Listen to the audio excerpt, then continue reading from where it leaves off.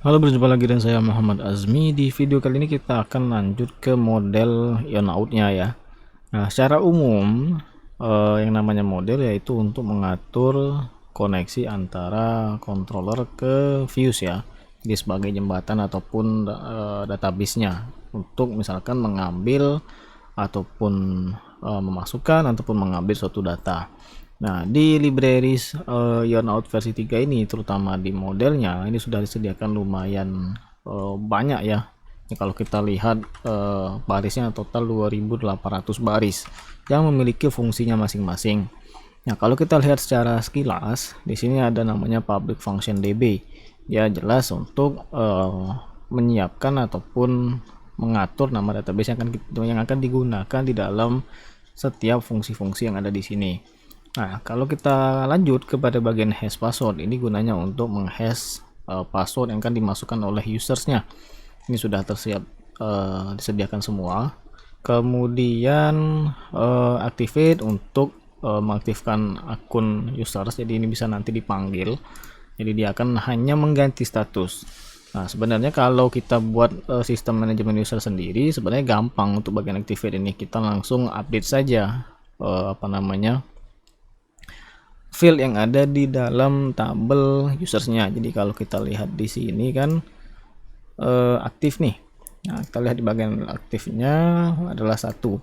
Kalau kita misalkan membuat suatu manajemen user sendiri, kita tinggal langsung db update saja dari si field aktifnya ini ataupun kolom aktifnya. Nah, tapi kalau di sini now dia lumayan panjang ya proses untuk melakukan aktivasinya, karena si activate ini bisa digunakan juga untuk yang namanya aktivasi akun melalui email. Nah, jadi dia ada dua kalau yang saya perhatikan di sini. Oke, deactivate sama untuk menonaktifkan akunnya. Kemudian clear forgotten password code untuk menghilangkan kode dari password yang ada di dalam field ataupun kolom forgotten forgotten password code di sini. Jadi setelah dia berhasil untuk membuat suatu password baru, maka akan dihapus forgotten password code-nya. Kemudian ada set password, ubah password, yaitu change password di sini, pengecekan username yang sudah disediakan di sini ya. Kemudian email check, mengecek email, identity check, dan lain seterusnya. Nah, di sini yang paling sering dipakai nanti itu adalah di bagian yang namanya session ya. Nah, session ini kan kalau secara default ini saya lihat mana sini set session, set session. Oke, kita lihat. Ini udah lihat tadi. Ntar set session. Jadi kita akan sedikit modifikasi nanti di sini kalau misalkan memang kita perlu menambahkan session baru. Oke, di sini kita lihat pada public function set session $user ini nanti nilainya adalah mengambil user yang masuk ataupun yang sedang login.